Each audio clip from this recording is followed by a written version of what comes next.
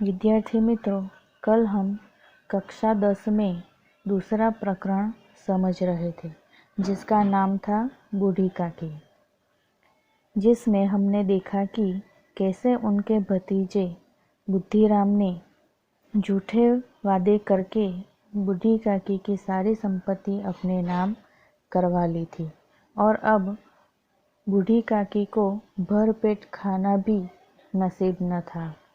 अब आगे देखते हैं। संपूर्ण परिवार में यदि काकी से किसी का अनुराग था, मतलब प्रेम था, तो वह बुद्धिराम की छोटी लड़की लाडली थी। लाडली अपने दोनों भाइयों के डर से अपने हिस्से की मिठाई या चबेना बूढ़ी काकी के पास बैठकर खाया करती थी। यही उसका रक्षागार था, मतलब सुरक्षित स्थान था। और यद्यपि काकी की शरण उनकी लोलुपता, मतलब लोभ के कारण लाडली को महंगी भी पड़ती थी। लाडली को अपने हिस्से की मिठाइयाँ या चबेना काकी के साथ बांटना पड़ता था।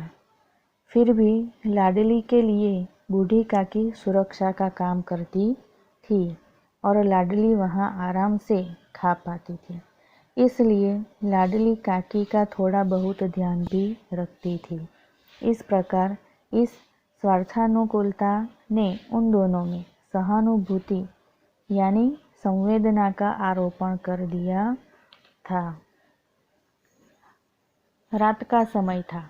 बुद्धिराम के द्वार पर शहनाई बज रही थी और गांव के बच्चों का झुंड विस्मयपूर्ण नेत्रों से, मतलब आश्चर्य भरे नेत्रों से गाने का रसास्वाद कर रहे थे, मतलब गाने का आनंद ले रहे थे।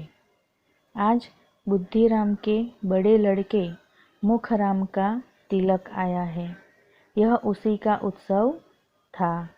घर के भीतर स्त्रियां गा रही थी और रूपा जो बुद्धिराम की पत्नी है, रूपा मेहमानों के लिए भोजन के प्रबंध में व्यस्त थी, भोजन के आयोजन में व्यस्त थी। भट्टियों पर कढ़ा चढ़े थे, मतलब बड़े बड़े कढ़ा भट्टियों पर चढ़े थे, खाना पक रहा था। एक में पूड़ियाँ कचौड़ियाँ निकल रही थी, एक बड़े पतीले में मसालेदार सब्जी पक रही थी। घी और मसालों की सुगंध चारों ओर फैली हुई थी। बूढ़ी काकी अपनी कोठरी में बैठी हुई थी। यह सुगंध उन्हें बेचैन कर रही थी, मतलब व्याकुल कर रही थी। बूढ़ी काकी अब और भोजन के लिए इंतजार नहीं कर सकती थी। वो सोचती है कि सब लोग भोजन कर चुके हैं। यह सोचकर कि सभी ने खा लिया और उन्हें किसी ने भी भोजन नहीं दिया, यह सोचकर उन्हें रोना आया। परंतु अपशकुन, मतलब बुरा शुकन के डर से वे रो न सकी। बूढ़ी काकी की कल्पना में पूड़ियों की तस्वीरें नाचने लगी। खूब लाल लाल, फूली फूली, नरम नरम होंगी। कचौड़ियों में अजवाइन और इलायची की महक आ रही होगी। एक पूड़ी मिलती तो जरा हाथ लेकर देखती, क्यों न चलकर कड़ाह के सामने ही बैठूं। इस प्रकार निर्णय करके बूढ़ी काकी उकड़ू बैठकर, मतलब घुटने मोड़कर, तलवों के आधार पर हाथों के बल सरकती हुई बड़ी कठिनाई से चौखट से उतरी और धीरे धीरे रेंगती हुई कड़ाह के पास आ बैठी। यहाँ आने पर अब उनमें सिर्फ उतना ही धैर्य था जितना भूखे कुत्ते को खाने के सन्मुख बैठने में होता है। मतलब अब बूढ़ी काकी में अपनी भूख को रोकने की शक्ति नहीं थी। वे सिर्फ अब ये व्यंजन खाना चाहती थी। की। बुद्धिराम की पत्नी रूपा उस समय तिलक के कामों में खूब व्यस्त थी। कभी इस कमरे में जाती, कभी उस कमरे में, कभी कड़ाह के पास जाती, कभी भंडार में जाती। बेचारी अकेली दौड़ते दौड़ते व्याकुल हो रही थी, मतलब ज़्यादा कामों से परेशान हो रही थी। इस अवस्था में रूपा ने बूढ़ी काकी को कड़ाह के पास बैठे देखा तो जल उठी, मतलब गुस्सा हो गई, और वह अपने क्रोध को रोक न सकी। और जिस प्रकार मेढक केंचुए पर झपटता है, उसी प्रकार वह बूढ़ी काकी पर झपटी, मतलब गुस्सा हुई, और उनको बोली, ऐसे पेट में आग लगे, पेट है या भाड़? भाड़ मतलब कुआं। कोठरी में बैठते हुए क्या दम घुटता था?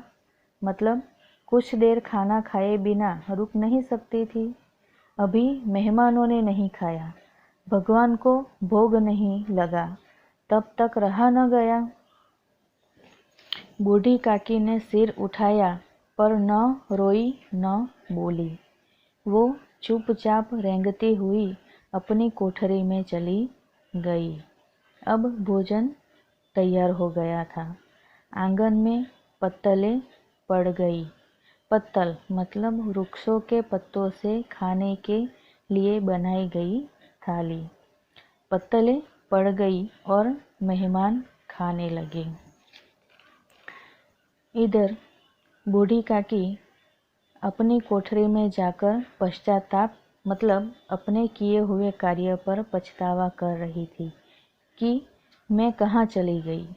काकी को रूपा पर क्रोध नहीं आया, परंतु अपनी जल्दबाजी पर मतलब खाने की अधीरता पर दुख था। वो सोचती है कि सही तो है कि जब तक मेहमान लोग भोजन न कर लेंगे तब तक घरवाले कैसे खाएंगे। मुझसे इतनी देर भी न रहा गया। अब जब तक कोई बुलाने न आएगा न जाऊंगी। मन ही मन इसी प्रकार का विचार कर वह बुलावे का इंतजार करने लगी। वह मन को बहलाने के लिए लेट गई और धीरे धीरे एक गीत गुनगुनाने लगी। उन्हें मालूम हुआ कि मुझे गाते देर हो गई है, मतलब कि अभी बहुत देर हो चुकी है। क्या इतनी देर तक लोग भोजन कर रहे होंगे? किसी की आवाज़ नहीं सुनाई देती। अवश्य ही लोग खा पीकर चले गए। मुझे कोई बुलाने नहीं आया। रूपा चिढ़ गई है, क्या जाने न बुलाए।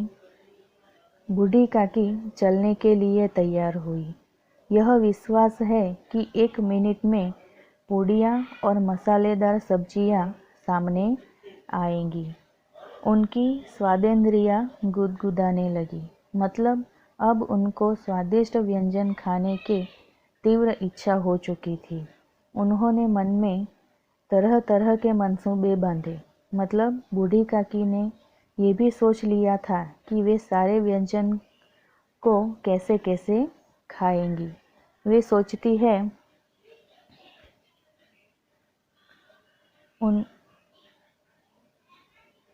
पहले सब्जी से पूड़ियाँ खाऊंगी, फिर दही और शक्कर से।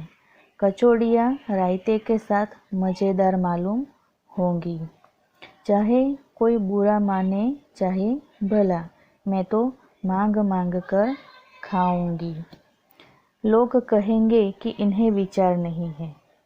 कहा करें, इतने दिनों बाद पूड़ियाँ मिल रही है तो मुंह झूठा करके थोड़े ही उठ जाऊंगी, मतलब थोड़ा सा ही खाना खा के थोड़ी उठूंगी, भर पेट आज मैं खाऊंगी।